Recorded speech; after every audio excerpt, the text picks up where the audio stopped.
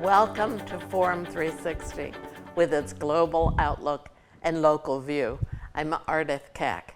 It is possible to have civility in politics, says Dr. Strachan of the Bliss Institute at the University of Akron. 10 years ago, political scientists sounded alarms about the rudeness in politics, but it has only gotten worse. My guest for this discussion is Dr. Cherie Strachan, director of the Ray C. Bliss Institute at the University of Akron. She says she has been concerned about this incivility for the last decade. What we are going through and what we've been through in the last few years does not seem possible to go back and be civil in politics. Do you think it is possible, Dr. Strachan? I don't think it'll be easy, but I do think it's possible, and in fact, it's necessary if we're going to survive and remain a democracy. How can we go back? The way that we go back is that we realize the reason why political issues are political for a reason. There's negativity, there's disagreement, a clash of values, different worldviews, and preferences. Politics is how we're supposed to manage that difference of opinion and preference without resorting to violence, right? We invented politics and political institutions to manage that disagreement, without resorting to nastiness. But it's the electorate that holds elected officials accountable.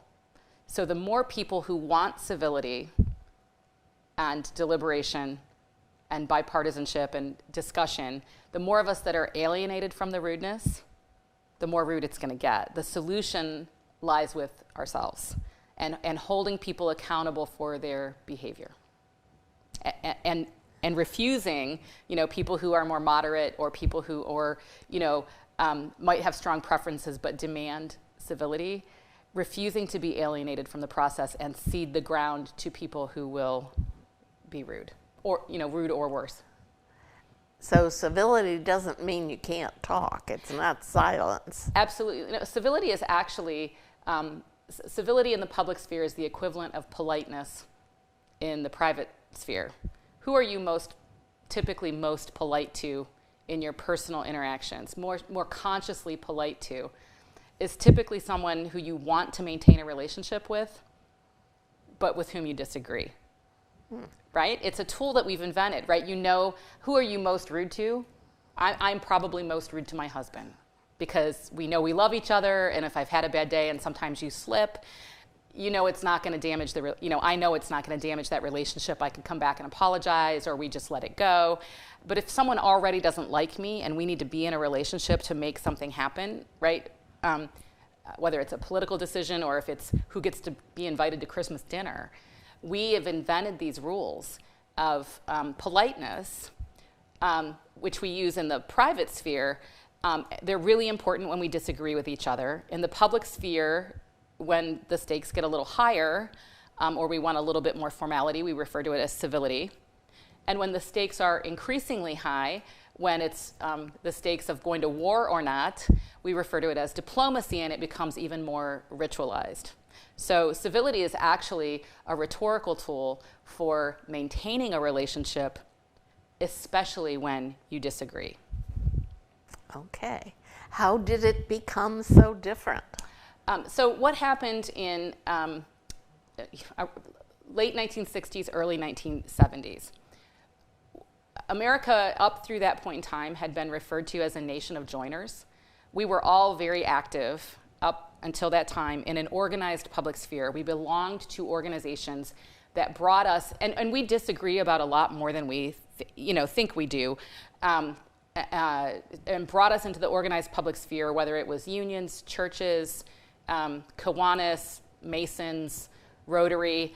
All of these organizations brought us into the public sphere where we engaged in, they were mass membership organizations. Oftentimes they had a federated structure. And we had to realized that we'd pay dues, we wanted to do good things for our country or for our communities, and we had to learn how to use deliberation and civility to make decisions with one another. In the process, it also cultivated this awareness of how to use bylaws, awareness of process and procedure, like really strong civic skills, right? Knowing Robert's rules and how not to offend someone at a meeting. But it also cultivated a really strong sense of self-interest rightly understood, right? That we all do better when we all participate a little bit, and we should all read the newspapers and participate in talking about politics and solving things. So this really, and vote, right? Vote because you felt like that was your obligation and you're supposed to do it, right? Once women got the right to vote. Absolutely, right? Right, absolutely. And so after late 1960s, early 1970s, we've had an erosion in the organized public sphere. Like, ask young people whether they belong to something where they have to pay dues and go to a monthly meeting. Not very often. And so the notion that this intrinsic sense of civic identity, where people feel guilty, basically, if they're not paying attention to politics, political issues, civic, public life, and voting, has been eroded over time. Politicians still need people to vote, right? So politicians' reaction to people who are not paying attention to politics, right, not living up to their civic obligation by paying a lot of attention and being involved, how else do you get people to vote? You scare them, right? People vote either because they have intrinsic civic identity and they think they're supposed to, and in an uncontested election for dog catcher, they're going to show up because that's what we do, right? That's who we are. And I'll be judged as not a good citizen, not a good person by my peers who I'm in regular contact with if I don't do it. That's been eroding. Politicians still need, first past the post elections, if you mobilize the most voters, you still win. So when people aren't paying attention and participating on their own, we see a spike in negative political advertising, we see a spike in fear appeals, we see a spike and an escalation in the rudeness and the nastiness, and in willingness to just scare people. It's a zero-sum game. If you let the other side win, this bad thing is going to happen, right? They're the enemy. They're not real Americans, right? So we've had that for several decades. And as a result, it has become politics. Normal. It's become normalized. Mm-hmm. Do you think the different media have anything to do with it? I do. So at the same time that that the organized public sphere was eroding and people were joining and participating less, one of the ways that it made it, politicians were frustrated about, like, where do I give a speech where there's 50 people in the audience, right? How do I connect? At the same time that was happening, there was a rise in mass communication, or a rise in communication technology that increasingly allowed politicians to narrowcast their messages, right? So instead of having, all the people in the community face to face, then we have television, which is broadcast. At least it's a mass audience and they're all going to hear the same thing. But then we start to get, cable TV. Radio stations where only certain people listen. Now they can shape the pop-up ads. They collect enough data to shape. They're increasingly able to shape the pop-up ads based on individual level data. Like, you swipe your card at Kroger's, they know your grocery list. They can purchase it. Or if your phone is turned on as you're driving, they know what billboards you passed on the way home, and they can shape advertising that pops up on your computer to, like, your actual, like, where you traveled, what bus ads you saw today, to reinforce them. We listen and watch only those channels that agree with us. Absolutely, yes, and self-selection, absolutely. The people who are interested in, rather than people who are interested in being public spirited, in making sure that they are truly well-informed and truly, getting information from all the legitimate sources that they can. What we have are people who heard those sphere appeals and become emotionally invested in their side winning because they're afraid. And they don't want to hear, they just want to get more mobilization and more heated up by listening to what they already believe. And absolutely, so they self-select you all know the cable TV channels that which ideology listens to, and you know what internet sites and news sources people self-select into to hear what they want to hear to maintain that angriness. Can we set standards for civility? It's hard to set standards for civility when we have a First Amendment, and when when politics is inherently oftentimes negative. There are civil ways to express disagreement and negativity, but where are you going to parse the line? Who's allowed to say what? So my preference, rather than regulation and regulating free speech, is better political socialization. So my hope lies in particular with young people. I work with it seems a natural place for me to go. I work with young people every day. And if we can provide better political socialization for up and coming generations, and provide political socialization that replaces that public spirited civic identity, that they will not want to turn. They will not want to be misinformed in order to be angry. They will want real information so that they can make the best choices. And so we have to do a better job with political socialization. Wouldn't that be wonderful? I'm trying every day. Every day I'm trying. I'm here with Dr. Cherie Strachan, who is the director of the Bliss Institute at the University of Akron. And I hope that we can do something about civility in politics. That's the topic for today. The standards that you believe in, I think, are listen, show respect, and those are self-evident. Seek truth. Can you explain that? So if you are being public-spirited and you truly want to be a good citizen that doesn't mean we don't have different reactions to accurate information. People have different lived experiences, people have different religious values, different cultural values, and they will react differently. That's why politics exists, right? Because we will actually have different reactions to accurate information. But we will never actually solve the problem, right? We can come together, use civility and deliberation to go, here's the problem, and we won't understand how other people are reacting to factual information unless we actually deliberate. But if we don't have the same set of factual information and believe things that are untrue, and both camps believe things that are untrue, it won't get resolved. So you have to be public-spirited enough to deal and grapple with reality. And another one is words matter. And that is pretty self-evident as well. Right. Well, at its core, politeness, civility, and diplomacy, at its core is respecting other people as autonomous actors. I should not use rhetorical tactics that deny you your autonomy. So I have to engage in reason giving. I have to listen and be willing to be persuaded myself, but I have to engage in reason giving. So there are other ways to stop someone else who you disagree with from being persuasive. An ad hominem attack, for example. I can call you a crazy, insert your preferred pejorative, right?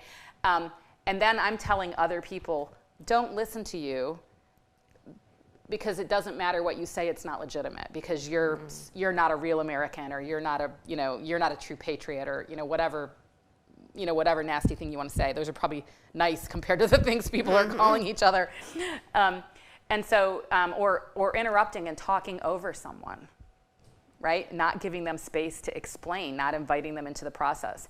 At its core, both politeness and civility rely on recognizing that other people have autonomous free will. They have just as much right as you do to react to information and make their own preferences and choices. And it might not be what I would conclude. Mm-hmm. And that's okay. And you have to live with that. And the other thing about democracy is you have to be okay with losing sometimes, right? But nothing is permanent in a democracy. If you lose a policy debate or a policy issue, you can organize with people who, agree with you and come back and run for election another day, right? Or bring a new law forward, or if you're in the legislature, put pressure through a social movement, right, to change something. So at the end of the day, right, democracy is open-ended, and even if you lose, you can always come back. And the most important thing to preserve a democracy and not fall into sort of authoritarian or violent means of getting your way is to recognize that other people have every right to make different decisions than you do. Sometimes you might lose, but you can come back and fight another day. Okay. And act with integrity. Right. Yeah. I think I kind of touched on that with the last answer. Is act with integrity is that you focus on your reason giving, focus on your persuasiveness. I shouldn't want to dominate you because I tricked other people into thinking you're a bad person. I should want to win because other people have been persuaded by my reasons, right? So, and if you're not persuading people with your reasons, come up with a better argument. Mm-hmm. Mm-hmm. And appreciate differences. You've said that numerous times. Mm-hmm. Everybody has the right to believe something different. Yes. And we actually make better, more effective policies when we listen to people who are different.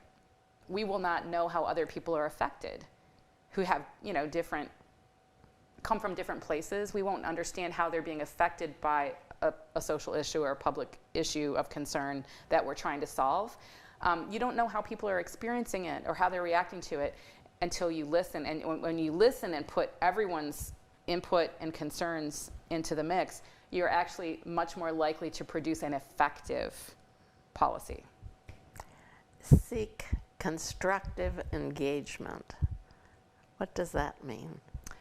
So part of the problem that we're in this mess is that people pulled back from public life, right? People pulled back from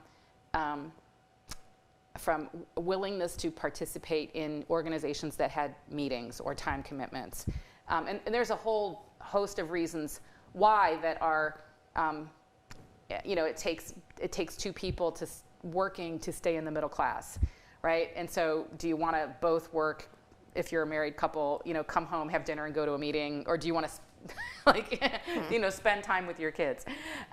Or some of the organizations that we're talking about up through the 1960s had exclusionary, male-only, or Protestants-only. We have a Knights of Columbus because we wouldn't let Catholics through the door. African Americans launched their own Masons organization because they wouldn't let African Americans through the door. And so there's reasons why some of the older organizations, even when they changed their policies, membership policies, it wasn't fast enough. People remembered the history of exclusion. That's part of the reason why they fell apart. But instead of fixing them, we abandoned them, right? Instead of fixing them in the late 60s, early 1970s, and saying it is still of such value to come together and work together in civic organizations, not necessarily government, right? But in civic organizations that paralleled and had similar practices and bylaws and deliberation and meaningful commitments and values to our community. We're not going to fix it until we figure out how to replace that kind of political socialization. And base differing opinions on common facts. Yes. How about that one? I read a variety of different newspapers, and this is my job, so I'm not saying everyone has to do this, but I read a variety of different newspapers every single day to make sure that I am not, if I've read the New York Times and the Washington Post one day, I'm going to go read the Wall Street Journal the next, right? I want factual information from real news sources. If a newspaper is known to have, even their op-eds are known to have a particular flavor, I make sure I mix it up so that I'm trying to get real information. Don't self-select into these places that only feed you what you want to hear. Mm-hmm. Mm-hmm. You work with students to ask them to come up with a plan on managing conflicts. Do they accept that?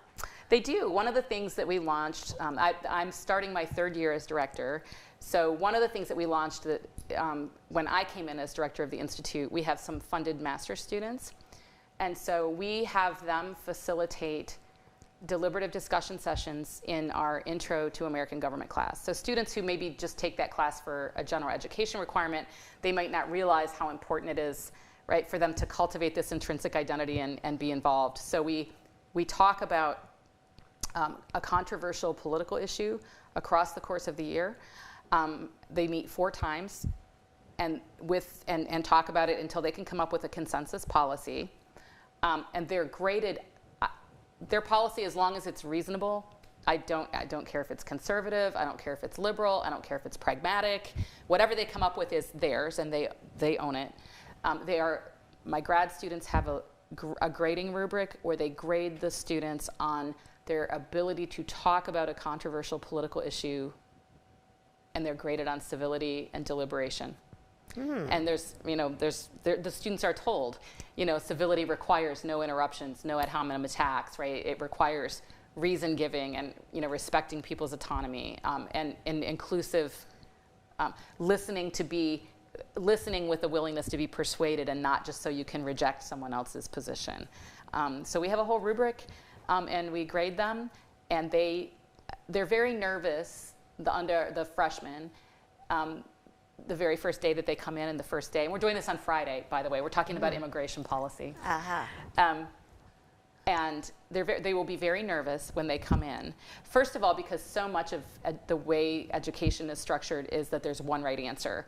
And they will be convinced that they need to learn the right answer from the grad student. Like, they will turn to the graduate student and say, what am I supposed to put down on this piece of paper? And it's like, here's the rubric where you have to talk to each other, and you have to be civil, and you have to deliberate.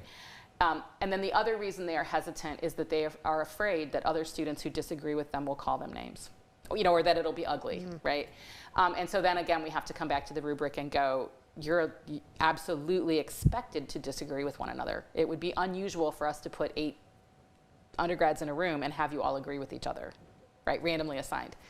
And so they'll be very nervous the first day. Once they realize that there are guardrails on this conversation, right, that the other students are going to play along, by the end of the semester, every semester I have students who come to me and tell me thank you, because they did not think they would be able to manage a conversation about politics with strangers. And right, and have it be a comfortable space. And they've learned to do that. And they've learned to do it.